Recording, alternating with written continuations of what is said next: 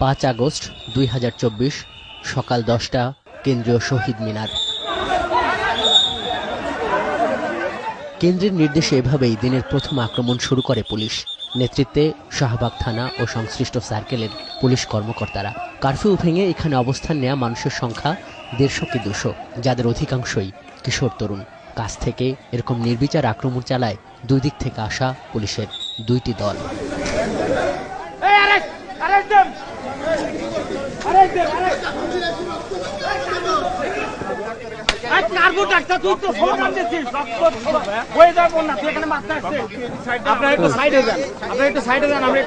এরপর চলে ধরপাকড়। রিকশা করে শহীদ মিনার হয়ে ঢাকা মেডিকেল কলেজের দিকে যাওয়া এই দুই যুবককে আটক করা হয় শুধুমাত্র রক্ত যখন দিয়েছি, রক্ত আরো দেব বলার কারণে।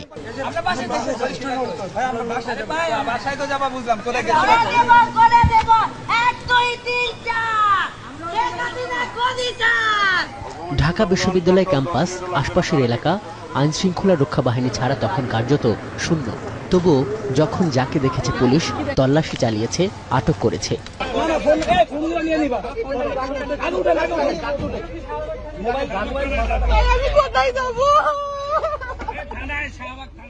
থমথমে ঢাবি ক্যাম্পাসে তখন টিপটিপ বৃষ্টি।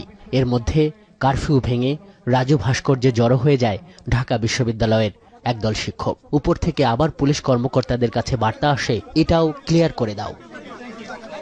ছাত্র জনতার যে দাবি এবং যে আন্দোলন, সেই আন্দোলন কর্মসূচিতে ঢাকা বিশ্ববিদ্যালয় সহ বাংলাদেশ বিশ্ববিদ্যালয়ের সকল শিক্ষকরা এক আছে এবং আমরা একত্রিত হয়ে আজকের সংহতি সমাবেশ করেছি। এই বাকবিতণ্ডার এক পর্যায়ে ঝটিকা মিছিল করে ভিসি চত্বরের দিকে যান শিক্ষকরা। আশপাশে তখন মুহুর্মুহু গুলির আওয়াজ।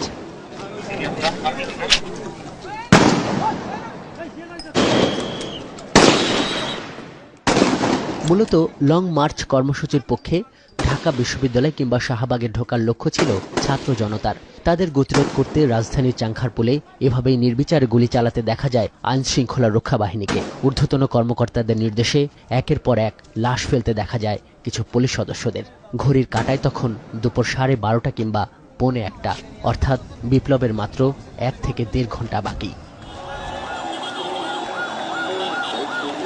এমন পরিস্থিতিতে সাইরেনের শব্দে ভারী হয়ে ওঠে ঢাকা মেডিকেল কলেজ হাসপাতাল এলাকা। পরিস্থিতি পর্যবেক্ষণে তখন আমরা শাহবাগ চত্বরের দিকে এগোই।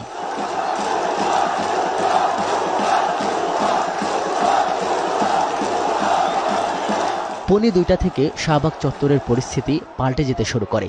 কারফিউ ভেঙে শহরের বিভিন্ন প্রান্ত থেকে জড়ো হতে থাকে হাজার হাজার ছাত্র জনতা। এই মুহূর্তে আমি আছি শাহবাগ চত্বরে। আমার ডান পাশে আছে বিএসএমএমইউ অর্থাৎ বঙ্গবন্ধু শেখ মুজিব হাসপাতাল, এবং এই বাম পাশে এই সড়কটি চলে গেছে শাহবাগ থানা কিংবা ঢাকা বিশ্ববিদ্যালয়ের দিকে। আমরা দেখছি যে এই শাহবাগ চত্বরটি ঘিরে অর্থাৎ মেট্রো রেল স্টেশনের নিচে শিক্ষার্থীরা বা ছাত্র জনতা বিভিন্ন জায়গা থেকে এসে জড়ো হয়েছে। ঘণ্টাখানিকের মধ্যে লাখো জনতার উপস্থিতিতে পূর্ণ হয়ে যায় শাহবাগ চত্বর। এর মধ্যে খবর আসে পালিয়েছে শেখ হাসিনা। এরপর সারা শহরের মানুষের গন্তব্যে পরিণত হয় এই শাহবাগ। বিপ্লবের এই কেন্দ্রে পৌঁছাতে গিয়ে তখনও বিভিন্ন সড়কে আইন শৃঙ্খলা রক্ষা বাহিনীর নির্বিচার গুলিতে প্রাণ হারান শত ছাত্র জনতা। আজহার লিমন, এখন, ঢাকা।